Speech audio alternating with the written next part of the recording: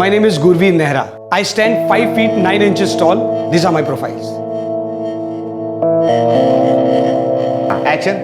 शालिनी, अगर तुम मेरे माँ बाप की इज्जत नहीं कर सकती तो मुझे नहीं लगता है कि हमें यह रिश्ता आगे बढ़ाना चाहिए। ये बात तुमसे क्यों नहीं कहते? क्या वो मेरी जरा भी इज्जत करते हैं? शालिनी प्लीज, घर के बड़े हो और हमारे घर की हमारे परिवार की एक परंपरा है, संस्कृति है, संस्कार है। सिर्फ हमारे परिवार की नहीं, पूरे देश की परंपरा है बुजुर्गों की इज्जत करना। ठीक था ना? पासपोर्ट कॉपी, फोटो आईडी और बैंक स्टेटमेंट, सारे पेपर्स हैं। अरे धीरज भाई, घर का जल्दी करवा दो ना, गेस्ट हाउस में रह रहा हूँ, खर्चा भी हो रहा है बहुत। गुरुवीर भाई, एक बार पुलिस वेरिफिकेशन का स्टैंप लग गया, फिर फ्लैट की चाबी आपके हाथ में है। अब डिपॉजिट का चेक लाया हो कि नहीं? जी, ये डिपॉजिट का चेक भी है और पहले महीने का भाड़ा भी। वेरी गुड, कल तक फ्लैट मिल जाएगा। और एक्टिंग वैक्टिंग कैसी कर रही है? कोशिश जारी है, ऑडिशंस पे ऑडिशन दे रहा हूँ, कहीं ना कहीं कुछ काम लग ही जाएगा। अरे क्या कामले साहब, कहाँ हो आजकल? दर्शन नहीं होते आपके। अरे फुर्सत किधर है, ड्यूटी रहता है, कभी नाकाबंदी, कभी कुछ। अरे कभी कभार इस गरीब की दुकान पे आओ, चाय वाय पीते हैं साथ में। है टाइम मिलेगा ना तो जरूर आएगा मैं। थैंक यू कामले साहब। क्या महज कुछ डॉक्यूमेंट्स की फोटोकॉपी से एक इंसान की पहचान हो सकती है? क्या पता चल सकता है कि वो कौन है, कैसा है? क्या ये बेजुबान कागज उसके किसी गुनाह से जुड़े होने की दस्तक दे सकते हैं? जो सर, ये है पुलिस एनओसी के साथ गुरवीर जी के सारे पेपर्स। एक कॉपी मेरे पास है।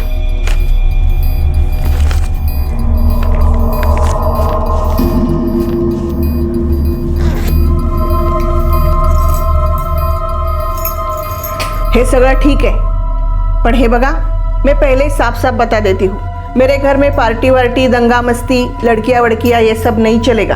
अगर सोसाइटी वालों ने बॉम्ब कर दी तो मैं सुनने वाली नहीं हुआ। अरे आंटी, आप कोई भी बात का टेंशन मत लो। अगर सोसाइटी वाले ने मेरे खिलाफ एक भी कंप्लेन आपको की तो दूसरे दिन आप चाबी मुझसे ले लेना, बस। मान लीजिए कि उस व्यक्ति का क्रिमिनल बैकग्राउंड हो, तो वो कभी कानून की गिरफ्त में आया ही ना हो, तो उसकी पहचान के दस्तावेज उसके मुजरिम होने का सच बता ही ना पाए, तो कभी पुलिस उस तक पहुंच ही ना पाई हो, या फिर उसके बैकग्राउंड की जांच गहराई से ना की गई हो, तो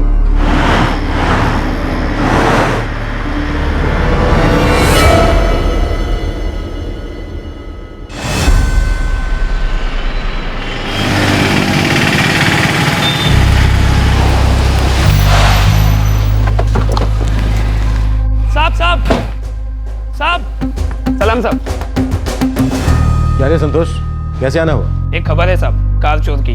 क्या खबर है? सर एक गाड़ी चोर है, नाम नहीं पता पर खबर पक्की है। सेक्टर 81 की तरफ से आ रहा है साहब, फोर्ड में। गाड़ी नंबर है HR41 वो सेक्टर 91 की तरफ जा रहा है साहब। सेक्टर 86 पर नाकाबंदी लगा दोगे तो हाथ आ जाएगा।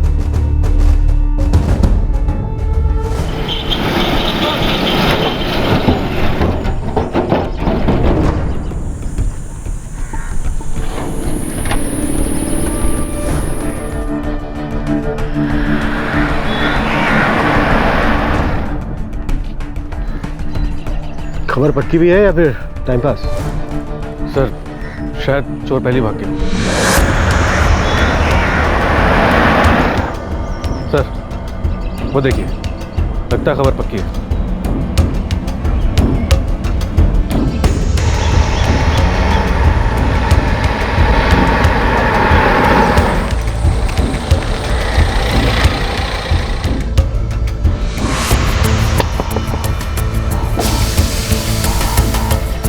गाड़ी किसकी है? मेरी है साहब। क्यों? गाड़ी के पेपर्स, आरसी बुक दिखा। एक मिनट।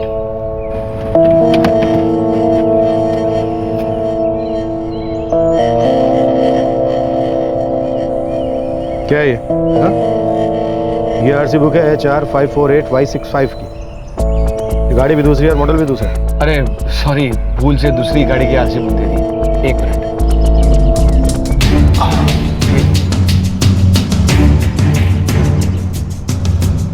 चल बाहर आ जा। क्या हो गया सर? बेवकूफ समझाए क्या? ये आरसी बुक भी दूसरी गाड़ी की है। चेसिस नंबर इंजन नंबर दोनों के सेम है। चक्कर क्या है? और तू है कौन? अरे साहब एक्चुअली वो मैं आरसी बुक लाना भूल गया हूँ। मैं एक्टर हूँ और गाड़ी मेरी है। एक्टर है तो एक्टिंग तो ठीक से कर ले। चल अब थाने में चल के एक्टिंग दिखा। आजा। सर मैं सच बोल रहा हूँ, मैं मुंबई में रहता हूँ, एक्टर हूँ और यहाँ पर कुछ दिनों से कुछ काम के लिए आया हूँ। गाड़ी किसकी है? जल्दी बोल। दोस्त की है सर। नाकाबंदी पे तो आरसी बुक ऐसे दिखा रहा था जैसे गाड़ी तेरे बाप की हो। एक्चुअली सर वो आरसी बुक और पेपर्स डैशबोर्ड में रखे होते हैं तो मुझे लगा मेरे दोस्त ने भी वहीं रखे होंगे। फटाफट अपने दोस्त का नाम और नंबर बोल। बलदेव आनंद। नंबर बोल। 44436 आपके द्वारा डायल किया गया नंबर वैध नहीं है। सर ये नंबर मौजूद नहीं है। इसका दोस्त भी मौजूद नहीं होगा, है ना? नहीं सर मैं सच बोल रहा हूँ, मैं मुंबई से आया हूँ, मैं एक्टर हूँ।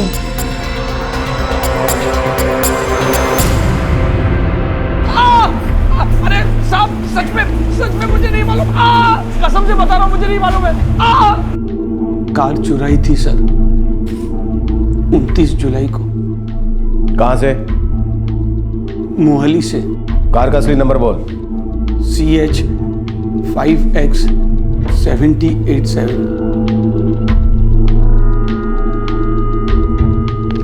हाँ कुलदीप, 30 जुलाई की रिपोर्ट है। गाड़ी है फोर्ड आइकॉन, नंबर है CH 5X 7087। गाड़ी मार्केट एरिया से चोरी हुई थी। ठीक है सर, ये फोर्ड गाड़ी चोरी तो हुई थी। मोहाली थाने में इसकी रिपोर्ट भी दर्ज है, लेकिन इस बंदे का कहीं कोई रिकॉर्ड नहीं, ना मोहाली में, ना चंडीगढ़ में और ना ही पंचकुला में। पहली बार हाथ मारा है। बंदा नया है पर है स्मार्ट। वैसे तो एक्टर कहता है अपने आप को, पर कार क्यों चुराई इसने? गुरवीर नेहरा जो अपने आप को एक्टर बता रहा था, पंचकुला में एक गाड़ी की चोरी के लिए पड़ा गया। क्या वो कोई छोटा मोटा चोर चक्का था? मैं गाड़ी बेचने ही वाला था सर। अब तक और कितनी गाड़ियां चुराई हैं? कभी नहीं साहब, पहली बार लाइफ में पहली बार हाथ मारा था। दो गाड़ियां और चुराई थी। कब और कहां से? 2009 में जून एक एसेंट उठाई थी सेक्टर 96 चंडीगढ़ से।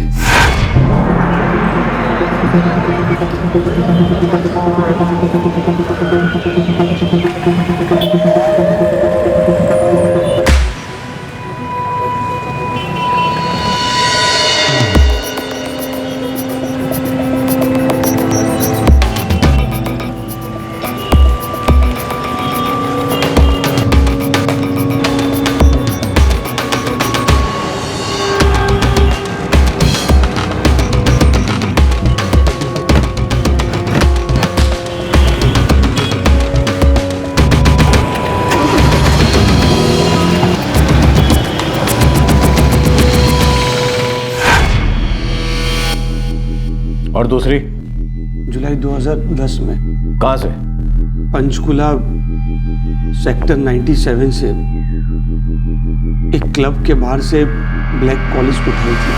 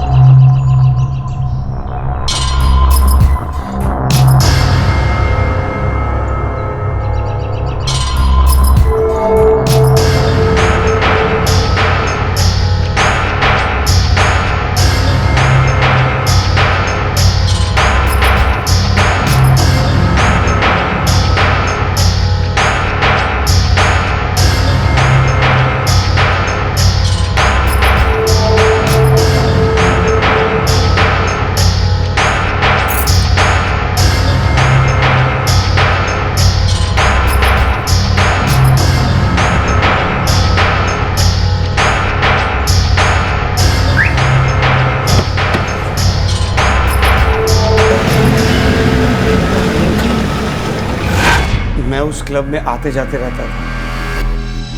मुझे पता था कि क्लब के मेंबर्स गाड़ियों की चाबियां कहाँ रखते हैं। कॉलेज की चाबी कैसी होती है मुझे पता था। गाड़ियां चोरी करके क्या करता था तुमका? एसिड बेच दी थी किधर बेची? गुड़गांव में। और ब्लैक कॉलेज? ब्लैक कॉलेज का क्या किया तूने? छोड़ दी थी। छोड़ दी? क्या मतलब छोड़ दी? सिरसा में छोड़ दी थी।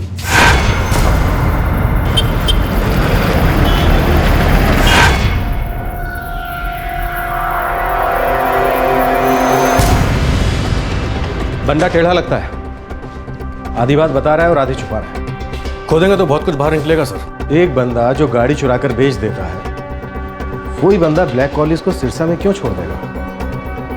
कुछ तो वो छिपा रहा है। सेक्टर 97 के क्लब के बाहर से वो ब्लैक कॉलेज चुराता है और सिरसा में छोड़ देता है। सच बोला सर। कसम से बता रहा हूं, मुझे नहीं मालूम है। साहब सच में मुझे नहीं मालूम।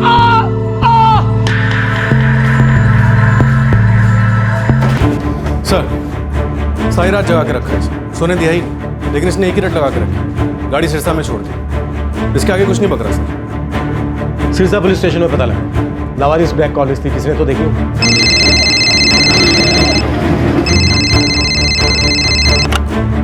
Sirsa police station. PSI Kuldeep Arora, sector 78 Panchkula.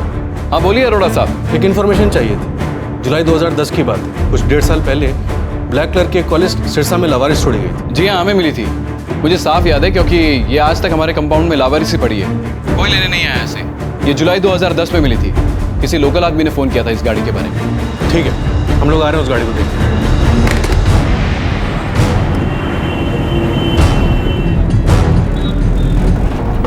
मुझे लगता है गुरवीर नेहरा 2 गज जमीन के ऊपर है तो 10 गज जमीन के नीचे। ये सिर्फ कोई छोटा मोटा कार चोर नहीं है। जैसे जैसे एक के बाद एक बात बाहर आ रही है, उससे तो यही लगता है कि बहुत पहुंची हुई चीज़ है। हो सकता है इस केस से कोई जुर्म की लंबी कहानी निकले।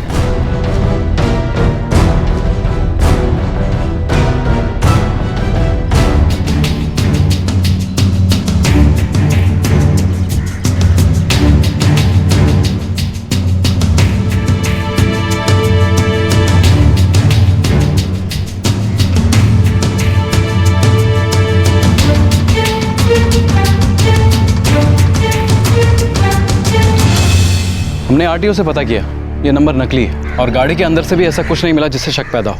वो चोर गुरवीर चुराई हुई गाड़ियों के नंबर बदल देता है। सर गाड़ी के अंदर भी कुछ नहीं मिला। वो कहता तो है कि चुराई हुई गाड़ियों को बेच देता है। पहले मुझे लगा वो इंटरेस्टेड गैंग का आदमी होगा, पर उसने ब्लैक कॉलेज क्यों छोड़ दिया? अजीब बात यह कि इस गाड़ी को क्लेम करने के लिए भी कोई आगे नहीं आया। आसपास के सारे पुलिस थानों में खबर भिजवाई थी। Kuldeep, Panchkula sector 97 police station में चेक करो, उसी एरिया की ब्लैक कॉलेज है। वहाँ पर देखो कि गाड़ी चोरी होने की किसने रिपोर्ट लिखवाई थी क्या नहीं। Sir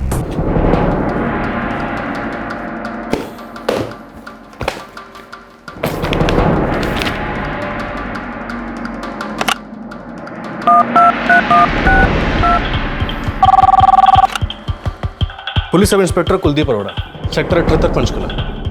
police sub inspector Harjinder Singh बोल रहा हूँ, सेक्टर 97 से। हाँ हरजिंदर, कुछ पता चला उस ब्लैक कॉलेज के बारे में? एक रिपोर्ट है ब्लैक कॉलेज चोरी होने की। 28 जुलाई 2010 को क्लब 97 के बाहर से चोरी हुई थी। और वो ब्लैक कॉलेज सिरसा में लावारिस पड़ी मिली थी। अजीब बात है, यहाँ ब्लैक कॉलेज से जुड़ी एक और रिपोर्ट है, अलग केस है। कौन सा केस? सर हमारा शक सही निकला, ब्लैक कॉलेज से जुड़ा हुआ एक और केस है। गुरवीर के कारनामों का पिटारा खुलने लगा।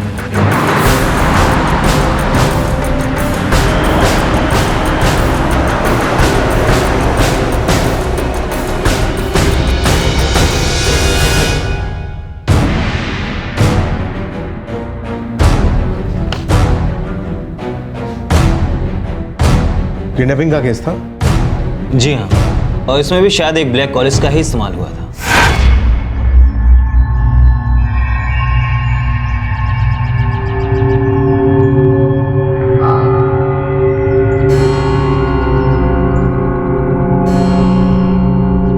सिर्फ एक छोटा सा शक कि गुरवीर सिर्फ कार की चोरियों में शामिल नहीं हो सकता। इसी शक के आधार पर जांच शुरू हुई और जुर्म का पिटारा खुलने लगा। गुरवीर द्वारा जुलाई 2010 को चुराई गई गाड़ी का जिक्र एक किडनैपिंग केस में मिला। और तहकीकात का पहिया तेजी से घूमने लगा। नहीं सर, मैं कसम खा के कहता हूँ, मुझे तो पता भी नहीं कोमल कौन है। मैंने तो उसका नाम भी नहीं सुना है कभी। सर मैं सच बोल रहा हूँ, मेरा किसी भी किडनैपिंग में हाथ नहीं है। देख, तुझे एक और चांस दे रहा हूं, सब कुछ सच सच उगल दे। क्या क्या करता था उन चुराई हुई गाड़ियों से? अगर मुझे बाहर से पता चला ना, तो समझ ले तेरे अस्थि पंजर बाहर करके ही दम दूंगा। सर आप मेरा विश्वास कीजिए, मैं सिर्फ गाड़ियाँ चुराता हूँ, मेरा कोई गैंगमैन भी नहीं है। मैंने और कोई जुर्म नहीं किया है, कसम से।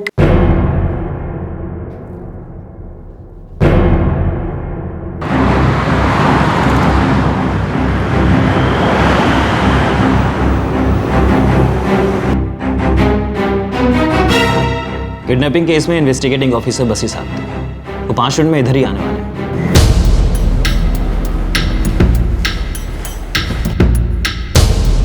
ये बच्ची कोमल 29 जुलाई 2010 को अगवा हुई थी।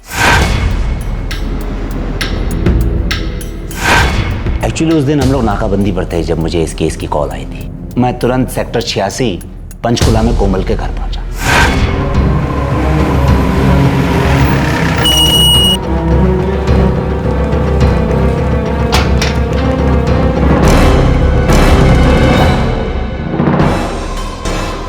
मैं फैक्ट्री में था, तभी मेरी पत्नी कोमल की मां सिमरन का फोन आया और इसने मुझे बताया कि कोमल कहीं मिल नहीं रही। ये सब कितने बजे हुआ था? दोपहर 3 बजे के आसपास।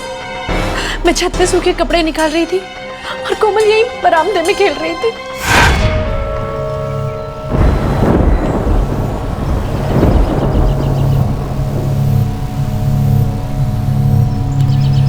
ओए कोमल, चल अंदर चल, बहुत जोर से बारिश होने वाली है। सिर्फ 5 मिनट में आई।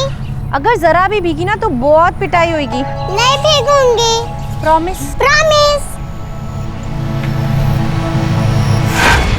अपना काम खत्म करते ही मैंने कोमल को आवाज दी। कोमल कहाँ चली गई? कोमल, कोमल, कोमल, कोमल, कोमल, कोमल, कोमल, कोमल, कोमल, कोमल, कोमल, कोमल, कोमल, कोमल, कोमल बेटा, कोमल बेटा। क्या हुआ भाभी जी? अरे मेरी बच्ची कोमल कहीं दिख नहीं रही है। अभी 2 मिनट पहले यहाँ बरामदे में खेल रही थी। तुमने देखा क्या कहीं उसे? नहीं भाभी, कोमल बिटिया को तो नहीं देखा, लेकिन एक काले रंग की कॉलेज आपके घर के बाहर देखी थी।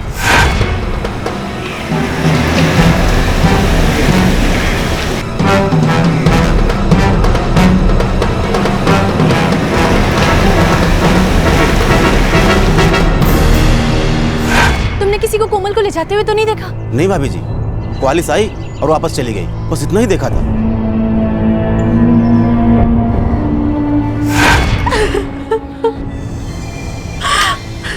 फिर इसने मुझे फ़ोन किया और मैंने आप लोग को यहाँ बुला लिया। नहीं साहब, नंबर कौन याद रखता है? गाड़ी आई, रुकी और पलटी चली गई। इसमें कोई गड़बड़ी वाली बात दिखी ही नहीं। तुमने कभी किरण सिंह के किसी रिश्तेदार को काली कॉलेज में आते देखा है क्या? साहब अब इतना ध्यान कहाँ जाता है? हमें लगा कि कोई करीबी रिश्तेदार या सगे वाला ही होगा, क्योंकि उस दिन बच्चे की मां सिमरन वहीं छत पर कपड़े सुखा रही थी और उसने कोई चीखने चिल्लाने की आवाज भी नहीं सुनी। और केस अगले दिन क्लोज भी हो गया? हाँ।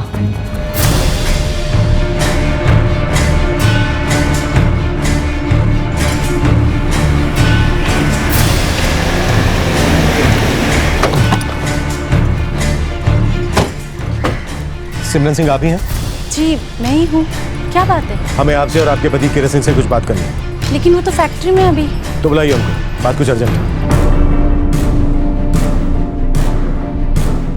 किरण सिंह जी, आपकी बेटी की किडनैपिंग का केस अगले दिन ही क्लोज हो गया? जी हाँ। क्यों? देखिए, हमारे लिए जानना बहुत ज़रूरी है कि केस क्लोज क्यों हुआ। केस आपके लिए शायद क्लोज हो गया हो, लेकिन उसकी दस्तक आज भी कहीं सुनाई दे रही है। मुझे आज भी वो तारीख याद है। अगले दिन 30 जुलाई को सुबह फ़ोन आया था।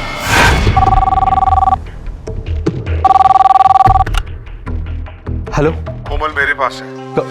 कौन बोल रहा है? ये सब जानकर क्या करेगा? बच्ची को बड़े आराम से रखा है मैंने अब तक। एक बार मेरी बेटी से बात करा दो प्लीज। अरे बच्ची वापस चाहिए कि नहीं? मुझे एक बार कोमल से बात करने दो, मुझे एक बार कोमल से बात देखो प्लीज, मुझे मेरी बेटी से एक बार बात करा दो। अरे मैंने कहा ना, तुम्हारी बच्ची को मैंने प्यार से रखा है, मैं कोई हैवान नहीं हूँ। तुम चाहते क्या हो? 10 लाख। 10 लाख? क्यों, ज्यादा लग रहे हैं? अरे इतने बड़े बिजनेसमैन हो, पैसे वाले हो, बच्ची की जान की कीमत 10 लाख नहीं दे सकते? ठीक है, मैं तुम्हें 10 लाख रुपए देता हूँ, लेकिन मेरी बच्ची को कुछ नहीं होना चाहिए। 10 लाख दे दे, अपनी बच्ची को घर ले जा। पुलिस को बीच में लाया तो फिर मैं कोई बात की गारंटी नहीं दे सकता। नहीं, पुलिस बीच में नहीं आएगी। मैं तुम्हें 10 लाख रुपए देता हूँ। मेरी बेटी कोमल कहाँ है? हाईवे पर आ जाओ, वेलकम ढाबे के पास। कब आऊँ वहाँ? अब से 2 घंटे में। ठीक है, मैं आता हूँ। मुझे तुम्हारा मोबाइल नंबर दो, तुमको उसी पर कांटेक्ट करूंगा। उसने आपकी घर की लैंडलाइन पर फोन किया और आपसे आपका मोबाइल नंबर मांगा। जी हाँ, और उसने कहा था कि वो फोन करेगा। और उसके बताई हुई जगह पर आप फिरौती की रकम लेकर गए। जी।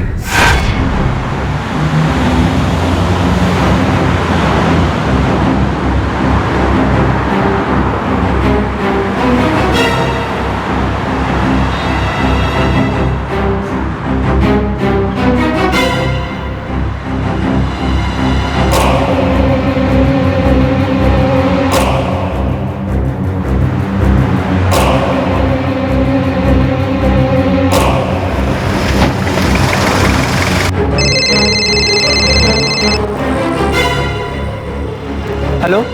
हाथ में बैग तो दिख रहा है, पर अंदर पूरे 10 लाख है ना? हाँ, पूरे 10 लाख रुपए हैं। अच्छा, अब एक काम करो, तुम जहाँ खड़े हो वहाँ से राइट में 20 कदम चल कर आओ, सड़क के किनारे पर बैग को रखो और जहाँ खड़े थे वहीं वापस लौट कर जाओ। पहले ये बोलो, कोमल कहाँ है? अरे बाबा, तुमको तुम्हारी बेटी मिल जाएगी, पहले पैसे तो दे दो। हेलो।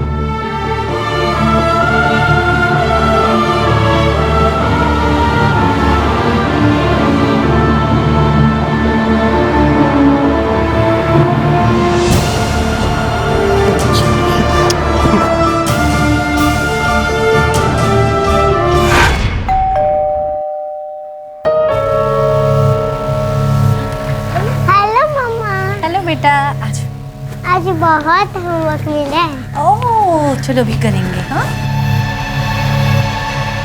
आपने उस किडनैपर का चेहरा देखा था जो कॉलेज में था? जी हाँ, देखा था। वो चेहरा मैं जिंदगी भर नहीं भूल सकता। आप हमारे साथ चलिए, हमने एक आदमी को हिरासत में लिया है, उसकी पहचान करने के लिए आपकी मदद चाहिए। चलो उठ।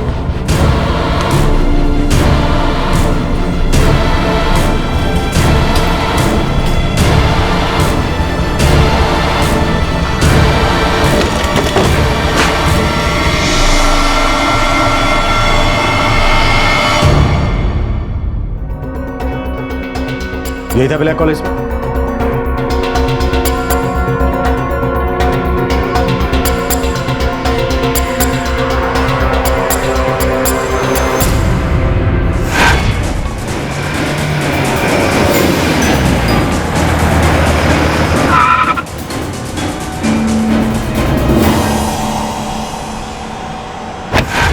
हाँ सर, यही था कॉलेज में।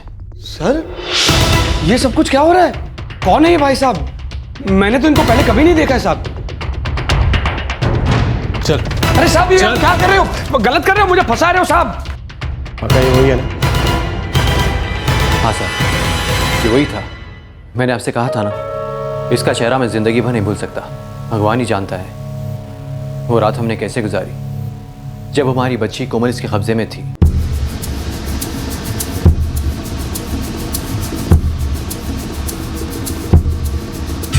सर मैं फिर से कह रहा हूँ, मैं सच बोल रहा हूँ। मैं सिर्फ गाड़ियां चुराता हूँ, मेरा कोई किडनैपिंग विडनैपिंग के हाथ नहीं है। देखो फिर, पहले तू कह रहा था कि तूने कोई कार नहीं चुराई, फिर पता चला तूने 1 नंबर का कार चोरा, और अब पता चल रहा है कि तेरा हाथ तो किडनैपिंग में भी था। देख, हमारे पास जो तेरे खिलाफ सबूत है ना, उनसे तुझे लंबी जेल होने वाली। बचेगा नहीं। तुझे एक सलाह दे रहा हूँ मुफ्त में, तू ना चुपचाप ईमानदारी के साथ हमें सब कुछ सच सच बोल रहा है। मुझे मालूम है तू बुरा बंदा नहीं है, पता नहीं कैसे फंस गया इनका। देख, अगर तू मुझे सब कुछ सच सच बता देगा ना, शायद मैं तेरी कुछ मदद कर सकूं। अब तू तय कर ले तुझे क्या करना है।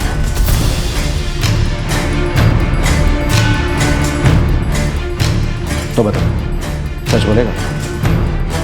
और कितनी किडनैपिंग की तू, और कहाँ कहाँ?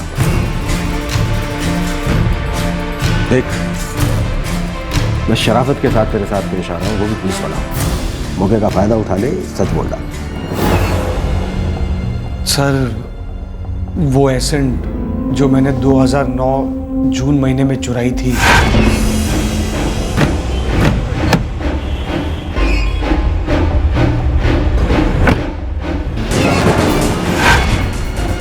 उस गाड़ी में किसको उठाया था तू?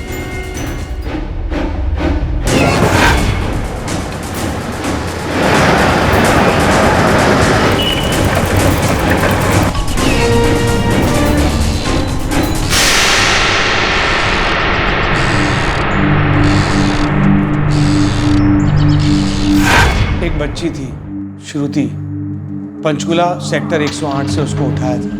बड़ी ही शांति से गुरवीर अपना दूसरा जुर्म कबूल करता है। वो बताता है कि उसने 2009 में एक और बच्ची श्रुति का अपहरण किया था, कोमल के अपहरण से 1 साल पहले। क्या वो सच बोल रहा था या कोई कहानी गढ़ रहा था, या फिर अब भी वो जितना बता रहा था उससे कहीं ज्यादा छुपा रहा था? कौन थी ये लड़की श्रुति और क्या हुआ था उसके साथ?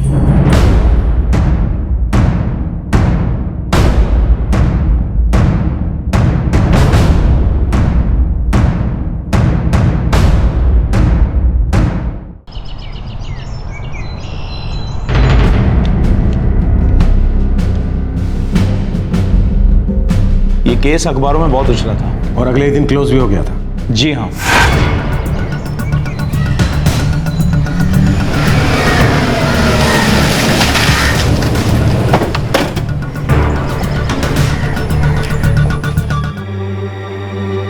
वो दोपहर में घर के बाहर बरामदे में झूला झूल रही थी।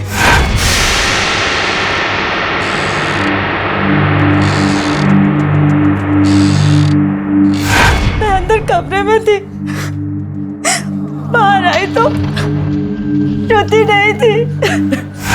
श्रुति, श्रुति, श्रुति, श्रुति,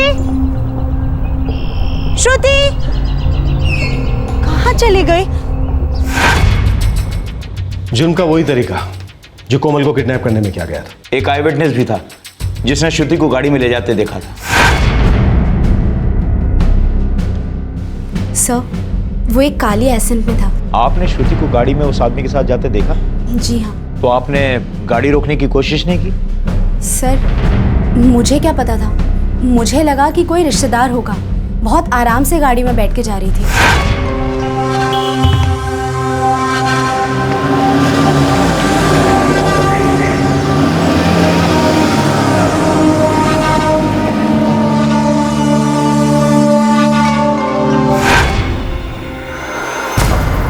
एक बात समझ में नहीं आ रही है, तूने उस बच्ची को अपने साथ आने के लिए तैयार कैसे कर लिया? बस एक एड्रेस पूछा था मैंने उससे।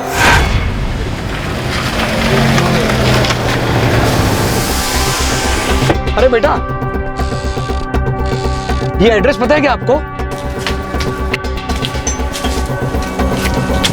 कौन सा एड्रेस अंकल? बेटा ये कोठी नंबर 14 कहाँ पड़ेगा?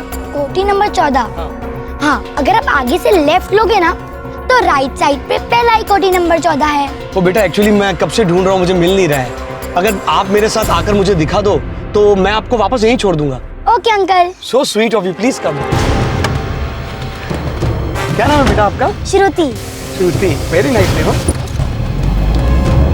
और मेरी स्कूल का नाम KH।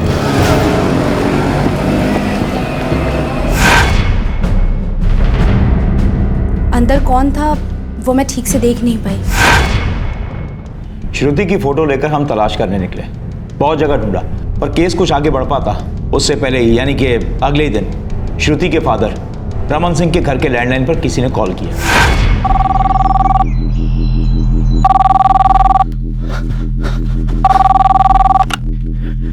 हेलो। बच्ची ने कल रात बड़े प्यार से खाना खाया, अब आराम से सो रही है। कौन हो तुम? कहाँ से बोल रहे हो? मालदार आदमी हो, 20 लाख रुपए दे दो और बच्ची को लेकर जाओ। पैसों की बात हो जाएगी, वो टेंशन नहीं है। तुम श्रुति से बात कराओ प्लीज। अगर आपने पैसे नहीं दिए और पुलिस को बीच में घसीटा तो मजबूरन मुझे बुरा आदमी बनना पड़ेगा। देखो देखो, तुम जहां कहोगे वहां मैं पैसे ले आऊंगा, लेकिन प्लीज मेरी श्रुति को कुछ मत करना। ठीक है, अपना मोबाइल नंबर दो। हाँ हाँ। जिस मोबाइल से रमन सिंह को फोन किया गया था वो कभी ट्रेस नहीं हो पाया। नया सिम था जो सिर्फ एक दिन इस्तेमाल हुआ था।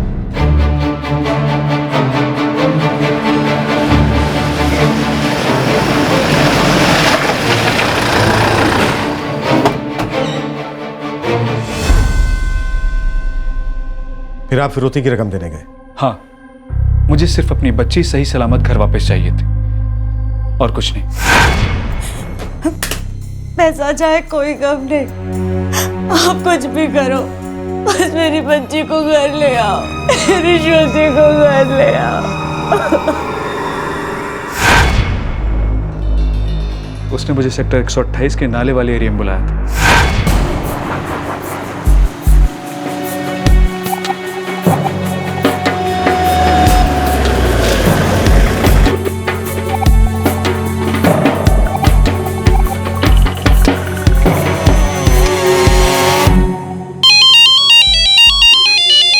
हेलो।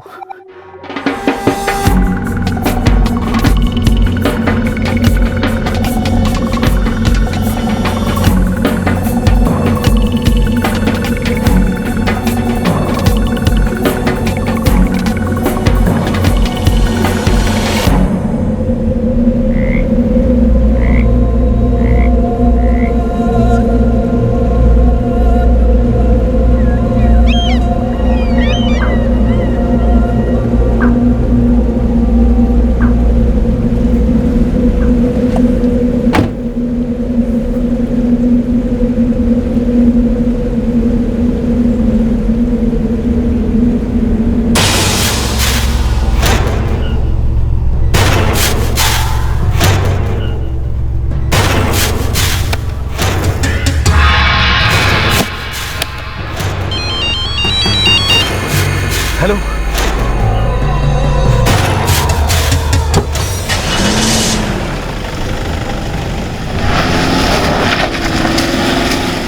उसने मुझे फोन पर कहा मेरी बच्ची श्रुति सड़क के किनारे मेरी राह देख रही है।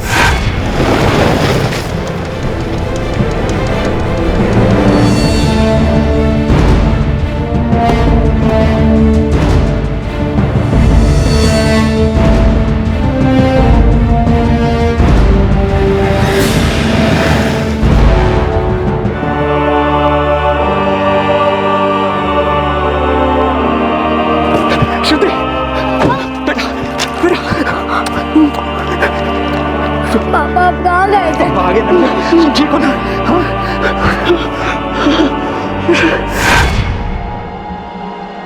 पैसा चला गया पर कोई गम नहीं, बच्ची सही सलामत घर वापस आ गई। हमारे लिए उतना ही बहुत था।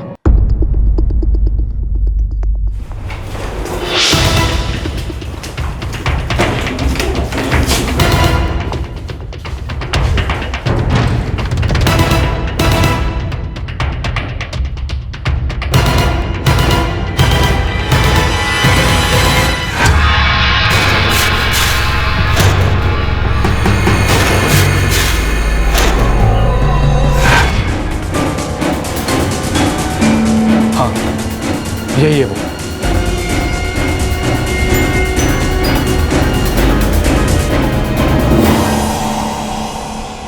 अपहरण के 2 अलग अलग केसेस, पर तरीका एक, फिरौती की रकम मिलने के बाद बच्चों को लौटा दिया गया। गुरवीर मुंबई में स्ट्रगलिंग एक्टर जरूर था, लेकिन उसकी जो कहानी पुलिस के सामने आई वो किसी सीरियल या फिल्म की कहानी नहीं थी। गाड़ी चोर और अपहरणकर्ता किसी सीरियल का पात्र नहीं, बल्कि इस कहानी का एक्टर एक बहुत ही शातिर और चालाक मुजरिम था। गुरवीर के जुर्म के किस्से सुनकर पुलिस पूरी तरह से शॉक्ड रह गई। अब सवाल ये उठ रहा था कि अभी और कितने शौक बाहर आने बाकी थे। तू तो बहुत ही कमीना निकला गुरवीर। अभी कोई और भी कारनामा बाकी है? एक और, बस एक और। कब की बात है? 7 सितंबर 2010। किसकी किडनैपिंग की थी? ऋषभ अग्रवाल।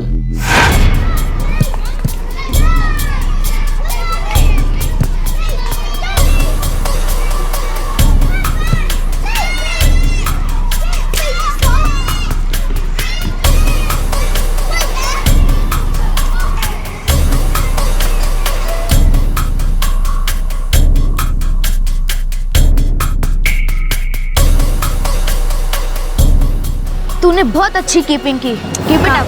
मैं बहुत अच्छा स्ट्राइकर बन सकता हूँ। चल बाय बाय।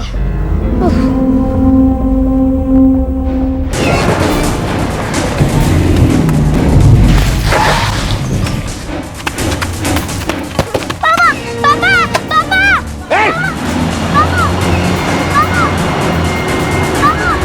कोई रोको इसे।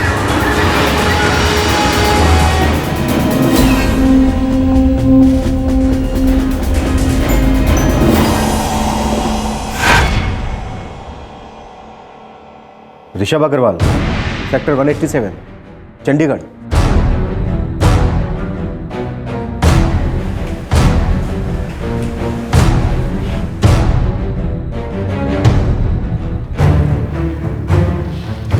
लोडा सच बोल रहा है। ऋषभ अग्रवाल की किडनैपिंग सचमुच में हुई थी नवंबर 2010 में, और वो केस अगले दिन ही क्लोज हो गया था।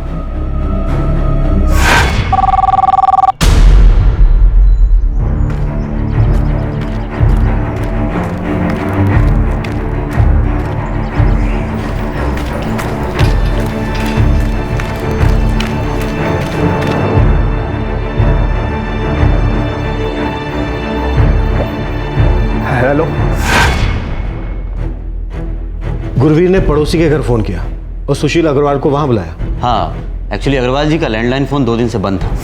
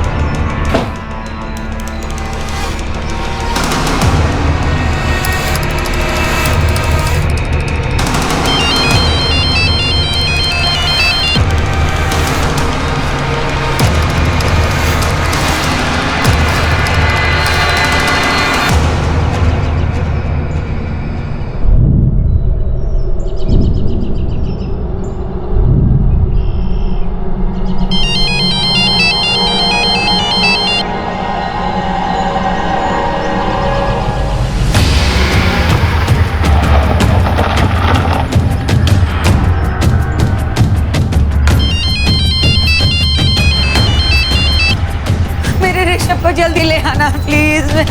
चिंता मत करो प्रीति, मैं ऋषभ को लेकर ही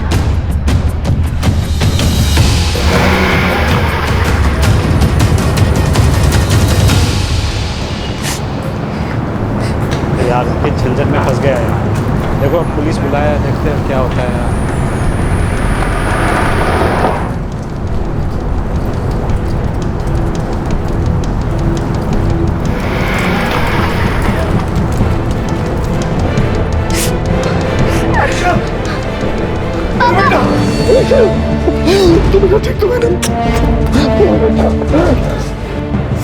उस आदमी ने ऋषभ को नाई की दुकान पर छोड़ दिया और उसके बाद सुशील अग्रवाल को बुलाया और बताया कि वो बच्चा वहां से उठा ले, और खुद वहां से चला गया। ऋषभ लगातार रो रहा था तो नाई को शक हुआ। उसने पुलिस को फोन करके बताया कि कोई उसके यहाँ एक बच्चा छोड़कर चला गया जो बहुत रो रहा है।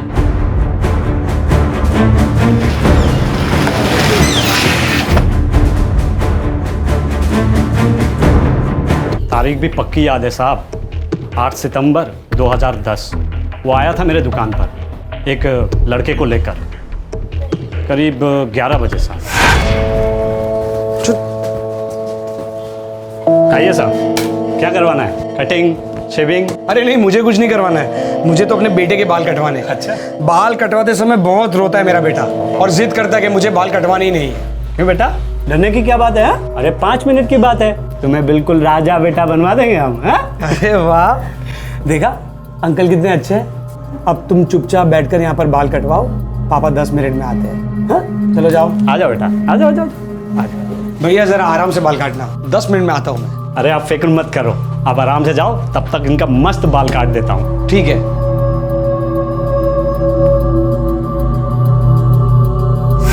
पापा अभी आ जाएंगे ऐसा कह के बंदा निकल गया साहब। हमें लगा वही पापा है, कैसे पता चलता साहब कि वो लड़का अगवा हुआ है। थोड़ी देर बाद वो लड़का रोने लगा।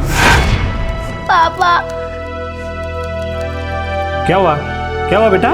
रो मत, ऐसे बाल काट दूंगा कि पता भी नहीं चलेगा, बिल्कुल नया स्टाइल बना दूंगा तुम्हें। और पापा बोल के गए थे ना, जल्दी वापस आ जाएंगे। वो मेरे पापा नहीं है, वो मुझे उठा के लाए।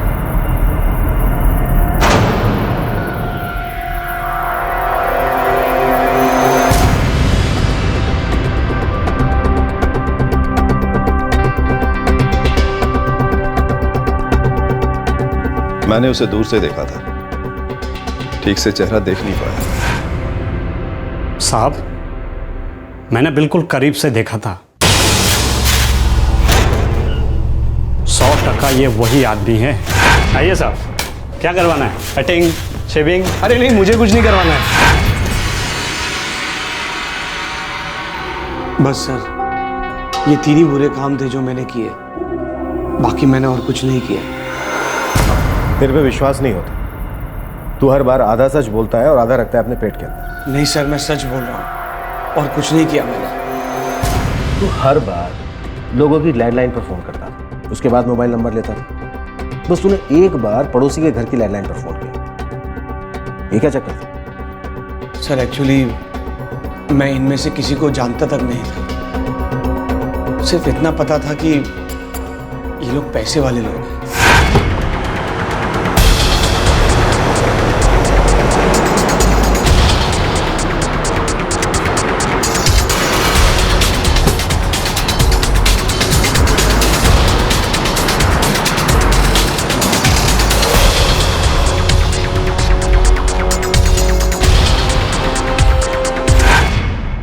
नाम पता होता था और ये कि पार्टी पैसे वाली है।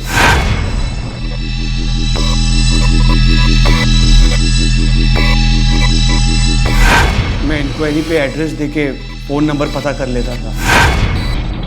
जी, किरट सिंह, सेक्टर 86।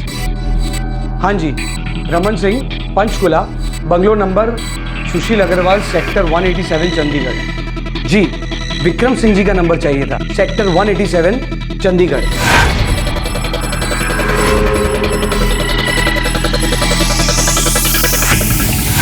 सुशील अग्रवाल के घर का नंबर आउट ऑफ सर्विस था, तो मैंने उनके पड़ोसी का नंबर ले लिया।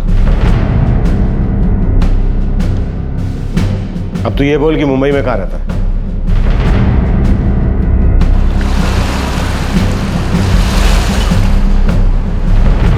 क्या? शक्ल देख के कौन कह सकता था कि इतना पहुंचा हुआ बदमाश है गुरवीर? हमें उस औरत से मिलना है जिसके घर में गुरवीर रह रहा था। मैं अभी उन्हें फोन करता हूं।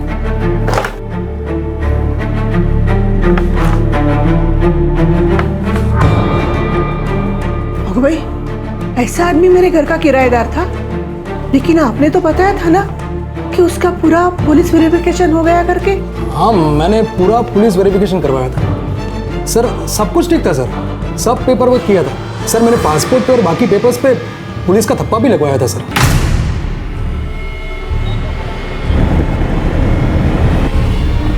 सर, ये गुरवीर बड़ा शातिर है।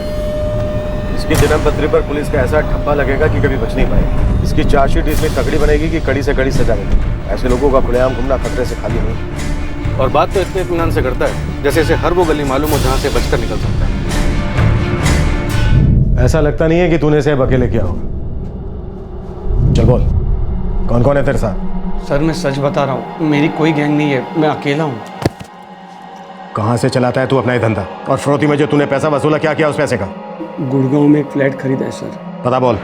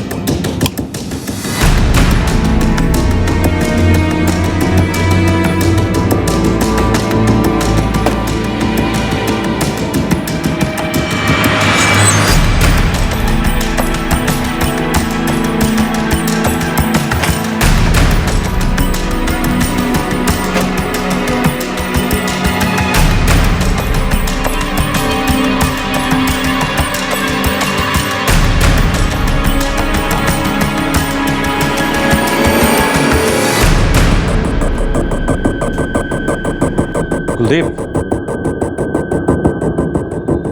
इसका बैंक स्टेटमेंट तो देखो, काफी माल इकट्ठा गया है।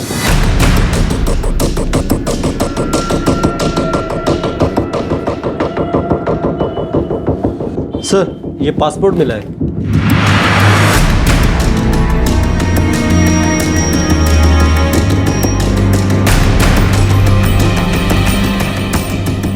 इंडिया से बाहर भी कई बार जा चुका है। कोई क्रिमिनल रिकॉर्ड नहीं है, इस वजह से आज तक पकड़ा नहीं गया। तभी तो वेरिफिकेशन में भी क्लीन चिट मिल जाती है।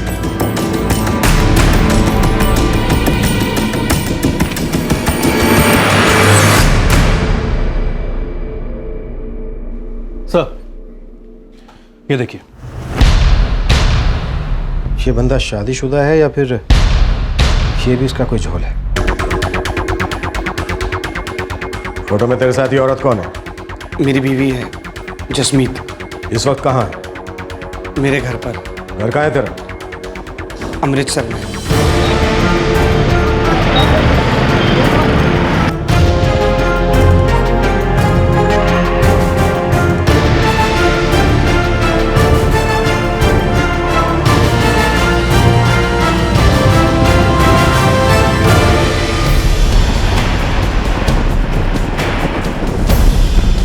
जी ठीक है, हम अभी आते हैं। Thank you sir. एक नई इन्फॉर्मेशन आई, गुरवीर के घर जाने से पहले हमें अमृतसर पुलिस स्टेशन का चक्कर लगाना होगा। क्यों? अब कौन सा गड़ा मुर्दा बाहर आया? सर अभी तक तो इसका नाम किडनैपिंग केस में आ रहा था, लेकिन अब लगता है इसकी जिंदगी एक दलदल है। मतलब?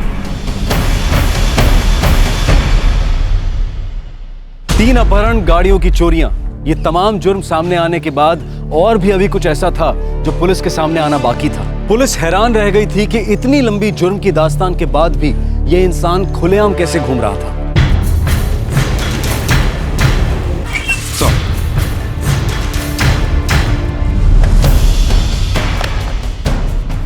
गुरवीर नेहरा अमृतसर की बड़ी नामी फैमिली का लड़का है। इसके पिता अमरजीत नेहरा शहर के बड़े रईस व्यापारी थे, काफी दानी किस्म के आदमी थे।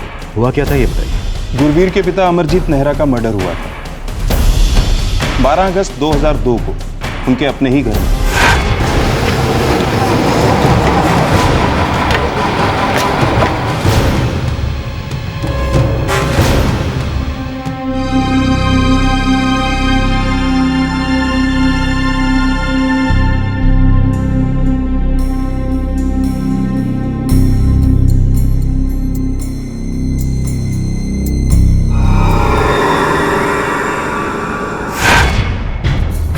मर्डर रात को हुआ घर के अंदर, और फैमिली में किसी को कुछ अंदाजा नहीं था कि इतनी रात को कोई घर में घुसा कैसे।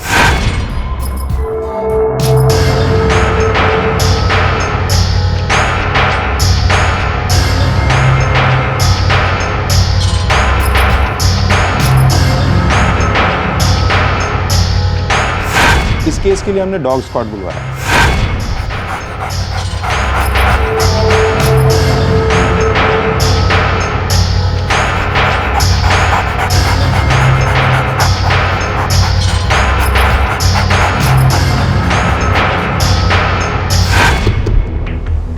स्निफर डॉग घर के अंदर ही इधर उधर घूमता रहा, जिससे हमें पक्का शक होने लगा कि यह काम घर के ही किसी आदमी ने किया था।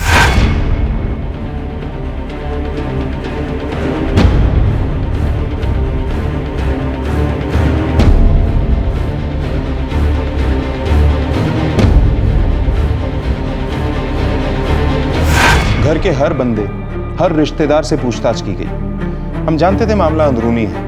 आखिर गुरवीर ने अपना जुर्म कबूल कर ही लिया। हाँ, मार डाला मैंने अपने बाप को। मैंने ही मारा उसे।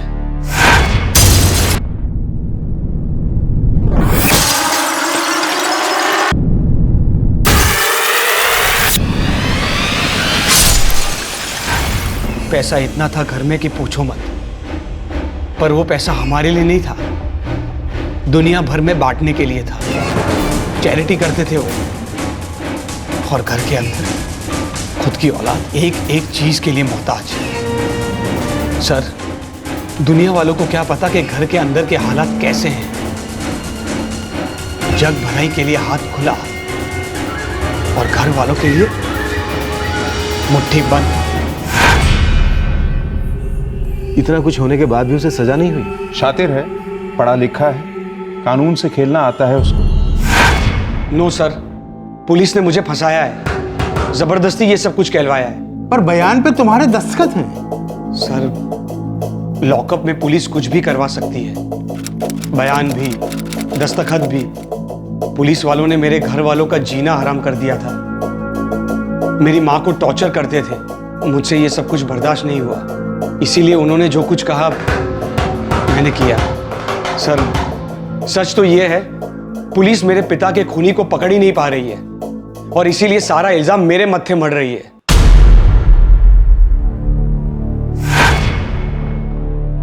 3 हफ्ते बाद ही उसे बेल मिल गई। और आपको उसके खिलाफ कोई ठोस सबूत नहीं मिला? जी नहीं।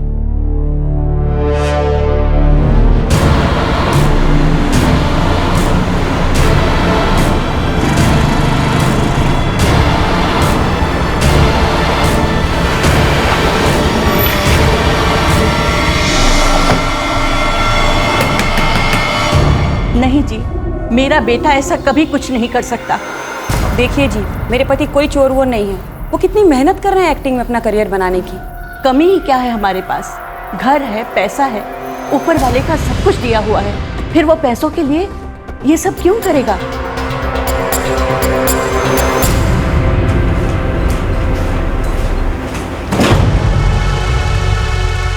सर, गुरवीर की बैंक अकाउंट डिटेल से साफ पता चल रहा है कि जब जब उसे फिरौती की रकम मिली है, तब तब उसके अकाउंट में एक बड़ी रकम डिपॉजिट हुई है। किडनैप हुए बच्चों के परिवार वालों के सारे बयान भी हमारे पास।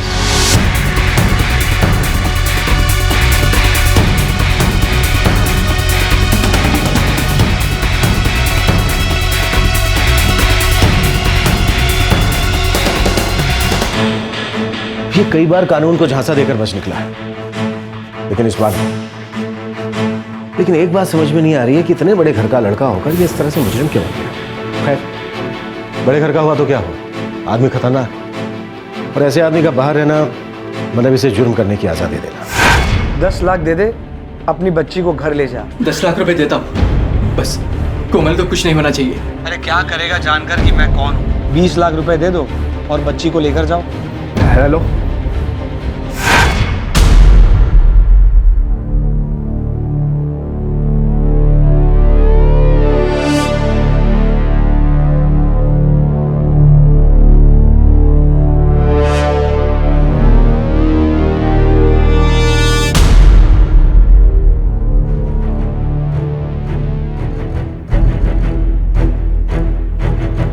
मेरे क्लाइंट मिस्टर गुरवीर नेहरा इन तमाम केसेस में बेकसूर है सर।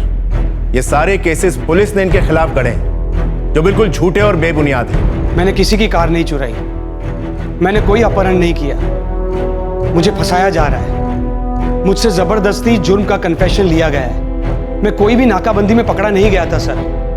पुलिस ये बात भी झूठ बोल रही है। चल बाहर आ जा। क्या हो गया सर? दरअसल पुलिस वालों से एक घरेलू मामले को लेकर मेरा झगड़ा हुआ था, और इसी बात को लेकर इन्होंने मुझे हिरासत में ले लिया। तब से मुझे झूठे केसेस में फंसाने में लगे।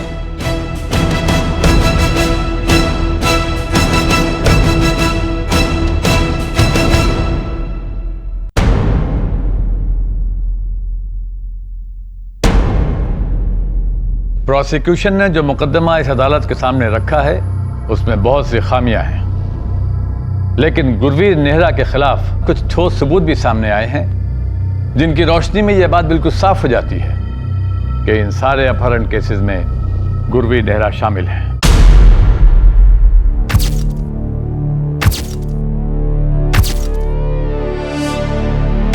इस अदालत में पेश किए गए सारे सबूत फर्जी और बेबुनियाद नहीं हो सकते हैं, इसलिए कि उन लोगों ने गुरवीर नेहरा को पहचाना है जो अपहरण के शिकार परिवारों से जुड़े हुए थे और जो न तो गुरवीर नेहरा को पहले से जानते थे और न ही उनसे उनकी कोई दुश्मनी थी कि जिसकी वजह से वो उन्हें झूठे केसेस में फंसाने की कोशिश करते हैं। इसलिए यह अदालत गुरवीर नेहरा को इन सारे अपहरण केसेस में दोषी पाते हुए मुजरिम करार देती है।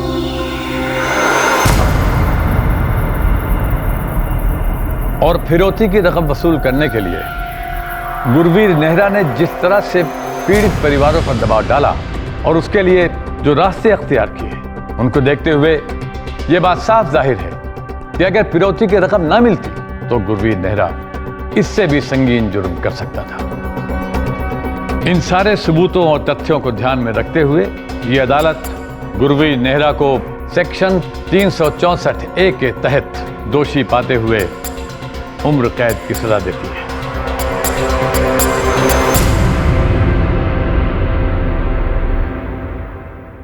यह फैसला सेशन कोर्ट का है और इसके खिलाफ हाई कोर्ट में अपील की जा सकती है। फिलहाल गुरवीर नेहरा जेल में सजा काट रहा है। एक कार की चोरी ने जुर्म के पिटारे को खोल दिया और एक दहला देने वाला सच सामने आया कि इतने जुर्म करने के बाद भी गुरवीर पुलिस की गिरफ्त से बचकर निकल पाया था। यहाँ पर एक सीधा पर जरूरी सवाल उठता है कि अगर कोई ऐसा मुजरिम है जिसे पुलिस अब तक अपनी पकड़ में नहीं ले पाई है, तो क्या उसके वेरिफिकेशंस की कानूनी कार्रवाई से उसकी सच्चाई का कभी पता चल सकता है? पासपोर्ट, पैन कार्ड क्या कभी उसके जुर्मों की काली स्याही को दर्शा सकते हैं? क्या एक ठप्पा लग जाने से एक आदमी की सत्यता प्रमाणित की जा सकती है? यहाँ एक और जरूरी सवाल उठता है कि पुलिस की फाइल में कोई केस कब बंद होना चाहिए? अपहरणकर्ता अगर अपने शिकार को फिरौती की रकम मिलने के बाद छोड़ दे और वो सुरक्षित घर पहुंच जाए, तो क्या वो केस वहीं बंद हो जाना चाहिए? क्या ये एक बहुत ही खतरनाक सोच नहीं है? अक्सर मैन पावर की कमी की वजह से बहुत सारे केसेस सुलझ नहीं पाते हैं, फाइलों में बंद पड़े रहते हैं या फिर इसी तरह से क्लोज कर दिए जाते हैं। 100 करोड़ की आबादी वाले देश में मैन पावर की कमी, क्या ये बात आपके गले उतरती है? मैन पावर की कमी या फिर नए रिक्रूटमेंट्स के लिए फंड्स की कमी? हैरत की बात है कि जहां हर कदम पर हमें एक नया टैक्स भरना होता है, वहां हमारी ही सुरक्षा के पुख्ता इंतजाम करने के लिए पैसों की कमी, ये वजह बताई जाती है। क्या ये दलील आपको हास्यास्पद नहीं लगती?